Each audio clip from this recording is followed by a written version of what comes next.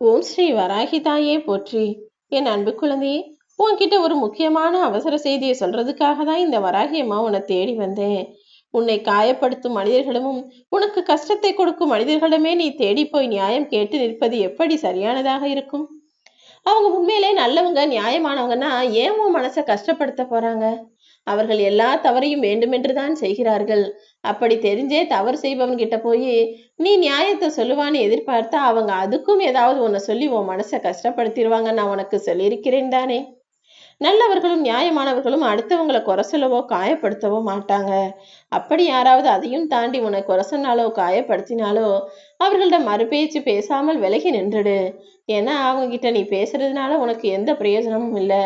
மீண்டும் மீண்டும் உன் மனம் கஷ்டப்படும்படியாக அவர்கள் எதையாவது சொல்லிக்கிட்டும் செஞ்சுக்கிட்டும் தான் இருப்பாங்க. உன்னிடம் என்ன இருக்கிறதோ அதை கொண்டு திருப்திப்பட்டு கொண்டு இனிமே என்கிட்ட இல்லாதது எனக்கு கிடைக்கும், நான் என் வாழ்க்கையை மகிழ்ச்சியா வாழ்வேன்னு நம்பிக்கையோட வாழ பழகு. அதை விட்டுட்டு இருப்பதை கொண்டு திருப்தி அடையாமல் புலம்பிக் கொண்டே இருந்தா மகிழ்ச்சி உன்னை நெருங்கி வரவே வராது என் செல்லமே. சில நேரங்கள்ல மனித மனசுல குழப்பமும் வரும், கவலையும் வரும், பிரச்சனைகளும் வரும். அப்படி ஏதாவது ஒரு சமயத்துல உன் மனசை குழப்பப்படுத்தக்கூடிய விஷயங்கள் ஏதாவது நடந்துருச்சுன்னா, உன் மனசு குழம்பிக்கிட்டே இருக்கு, என்ன செய்யுதுன்னே தெரியலனா, ஏதாவது ஒரு பிரச்சனை முத்தி போய் இருக்குதுன்னு நினைச்சீனா, தனிமையாய் மௌனமாய் இருந்து விடு. நீ தனிமையாய் இருக்கும்போது உன் மன குழப்பங்களும் காயங்களும் மறைஞ்சு போகும். உன் மனசை காயப்படுத்தின விஷயங்களை சரி செய்யணும்னா நீ மௌனமாக இருந்தாலே கொஞ்ச நேரத்துல எல்லாமே ஆறி அடங்கி போய்விடும் என் தங்கமே. உனக்கு கெடுதல் செஞ்சவங்ககிட்டையும் நீ அன்பான வார்த்தைகளை பேசக்கூடிய ஆளாக இரு. அது நிச்சயமா உன் வாழ்க்கையில் பெரிய மாற்றங்களை மட்டுமே ஏற்படுத்தும். துன்பங்களை சந்திக்க தெரிந்த என் அன்பு பிள்ளையான உனக்காகவே உன் வாழ்க்கையில பல இன்பமான விஷயங்களை நடத்தி தர தயாராக நான் வந்திருக்கேன். நீ எதை நினைச்சும் வருத்தப்படாத. துன்பங்கள் எல்லாம் காணாம போய் இனி இன்பமான பல நல்ல விஷயங்கள் உன் வீட்டுல நடக்கும். இத்தனை நாளா நீ எதை நினைச்சு கஷ்டப்பட்டியோ, எதுக்காக ஏங்கி தவிச்சியோ, அதை உனக்காக தருவதற்கு நான் தயாராகிவிட்டேன் என் தங்கமே. நீ துன்பத்தை சந்திப்பதன் மூலமாக பொறுமையா இருக்கணும்ன்ற விஷயம் உனக்கு புரிய வரும். ஏன்னா நாள் ஆக ஆக அனுபவம் அதிகமாக அதிகமாக மனிதனுக்கு பொறுமை நிச்சயமா வந்துடும். நீ அவமானத்தை சந்திக்க சந்திக்க தானே மன உறுதியோடும் வைராகியத்தோடும் வாழ்க்கையில ஜெயிக்கணுன்ற எண்ணமும் எப்படி ஜெயிக்கலாம் என்பதற்கான வழியும் உனக்கு புரிய வரும். நீ பசி பட்டினியோட இருந்தீனா சாப்பாடு எவ்வளவு பெரிய விஷயம்னு அதன் அருமை உனக்கு தெரிய வரும். அந்த பசி பட்டினியை தெரியாதவங்க தானே இன்னைக்கு அலட்சியமா சாப்பாடை தூக்கி போட்டு வீணாக்குபவர்களாக இருக்கிறார்கள். நீ தோல்வியை சந்திச்சிட்டோமேன்னு பெருசா வேதனைப்படுற. ஆனா நீ சந்திச்ச தோல்விகள் தான் இப்போது உனக்கான வெற்றியை தருவதற்காக வரிசையில காத்துக்கிட்டு இருக்கு. இப்போ புரியுதா? நீ சந்தித்த துன்பத்தின் மூலமாக உனக்கு பொறுமைங்கிற நல்ல குணம் வந்துருச்சு. அவமானத்தை சந்திச்சதன் மூலமாக வாழ்க்கையில ஜெயிக்கணுன்ற எண்ணமும் வைராகியமும் உறுதியும் வந்துடுச்சு. தோல்வியை சந்திச்சதால வெற்றியின் அருமையும் உனக்கு புரிஞ்சிருச்சு. இவ்வளவு கஷ்டங்களை பட்டு இவ்வளவு அனுபவங்களை பெற்ற நீ இனி உன் வாழ்க்கையில் நிச்சயமாக ஜெயித்து விடுவாய் என் செல்லமே. நீ வாடி நிற்கும் போது உன்னை தேடி வந்து உதவியவர்களை ஒருபோதும் மறந்துடாத. ஏன்னா நிறைய பேர் இந்த உலகத்துல தேடி போய் உதவி கேட்டாலும் செய்யாத ஆட்களாக இருக்கும் பட்சத்தில் நீ தேடி போய் கூட உதவி கேட்டு உதவி செய்ய மறுத்தவர்களும் நிறைய பேர் இருக்காங்க தானே. இந்த கலியுக காலத்தில் யாரும் யாருக்கும் நல்லது செய்யறதும் இல்ல, உதவி கேட்டு வந்தாலும் முகத்தை திருப்பிக் கொண்டு கண்டும் காணாமல் யாருனே தெரியாம போறவர்களாகத்தான் இருக்காங்க. அப்படிப்பட்ட மனிதர்களுக்கு மத்தியில் நீதான் யாரு என்ன எப்படிப்பட்டவங்கன்னு புரிஞ்சு நடக்கணும்.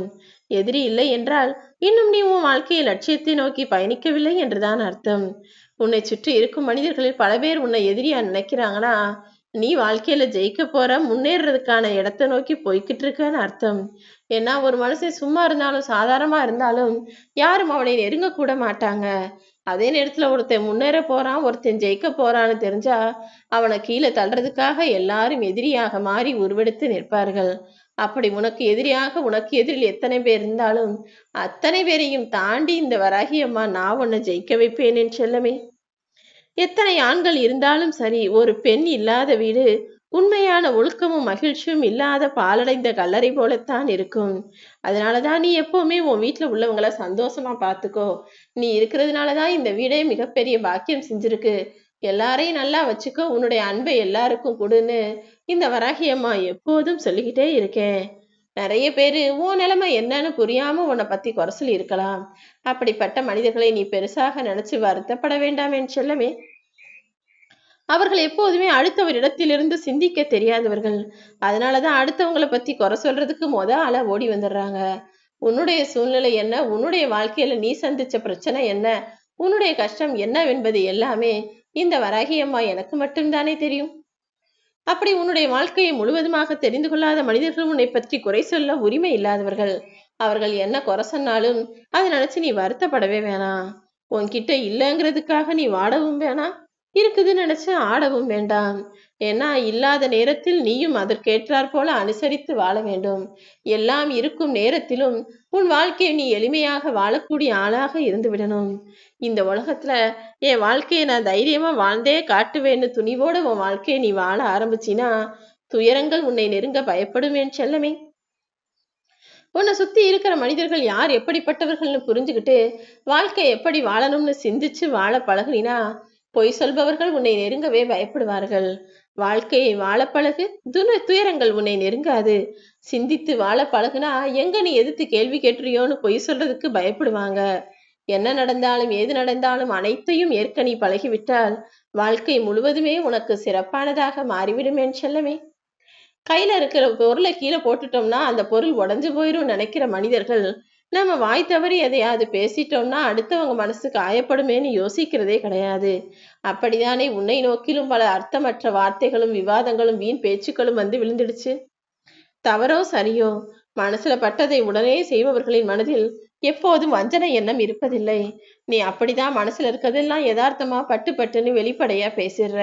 ஆனா எல்லாத்தையும் மனசுல வச்சுக்கிட்டு எதையும் வெளிக்காட்டிக்காம பொறுமையா அமைதியா இருக்கிறாங்களே சில மனிதர்கள், அவர்கள் எப்போதும் அடுத்தவர்களுக்கு கெட்டதை மட்டும்தான் செய்றாங்க. எப்போ நேரம் கிடைக்குமோ பார்த்து அந்த நேரத்துல அவங்கள பழி வாங்கவும் கீழே தள்ளிவிடவும் கூட செய்து விடுகிறார்கள் அல்லவா. ஏமாற்றமே நிறைந்த உன்னுடைய வாழ்க்கை பாதையில நான் உனக்கு ஏற்றத்தை தரத்தான் போறேன். நீ கவலையே படாத. கடல்ல கல் எரியறனால அந்த கடலுக்கு வலிக்குமா என்ன? ஆனா அந்த கல்லு காணாம போயிடும் தானே. அதே போலதான் கடலில் கல் எறிவது போல உன்னை நோக்கி வரும் விமர்சனங்கள் எல்லாத்தையும் சாதாரண கல்லாக நினைச்சு தட்டி விட்டு தாண்டி போய்கிட்டே இரு. நீ எப்போதும் எதையும் பொருட்படுத்தாத பெரும் கடலாக இருந்துவிடு. கடல் என்ன நடந்தாலும் எது நடந்தாலும் கவலைப்படாது.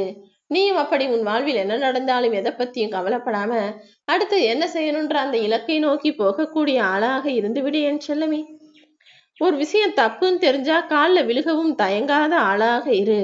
ஆனா நீ செய்யாத தவறுக்கு யாராவது உன் மேல பழி போட்டா நான் செஞ்சது சரின்னு அந்த உறவை விட்டு விலகவும் தயாராக இரு. அதுதானே சுயமரியாதை. தவறுன்னு தெரிஞ்சா அதை உடனே சரி செஞ்சிடணும். இல்ல நான் செஞ்சது சரின்னு தெரிஞ்சும் உன் மீது பழி சொல்கிறார்கள் என்றால் அது என்னன்னு எதிர்த்து கேட்கவும் நீ தயாரான ஆளாக இருக்க வேண்டும். பிறர் மீது அக்கறை கொண்டுள்ள நீ நிச்சயமாக நல்ல நிலைமைக்கு உயர்ந்த வருவாய். நீ சேமிப்பை அலட்சியப்படுத்தாமல் உன் வாழ்நாளில் ஒவ்வொரு நாளும் அல்லது ஒவ்வொரு மாதமுமாவது ஏதாவது ஒரு தொகையை உனக்குன்னு சேமிப்பாய் எடுத்து வை. அதன் மூலமாக உன் வாழ்க்கையை நல்ல வளமையானதாக நான் மாற்றித் தருவேன் என் செல்லவே. இதை எடுத்து வச்சு நான் என்ன சேர்த்துட போறேன், இதை சேர்த்து வச்சு நான் என்ன பெருசா சம்பாதிச்சிட போறேன்னு யோசிக்காத. சின்ன சின்ன சேமிப்பு தான் மிகப்பெரிய விஷயங்களை உனக்கு முடிச்சு கொடுக்க போகுது. நீ மேலே ஏறி உயர்ந்து உன் வாழ்க்கையை நல்ல நிலைமையில வாழ போற.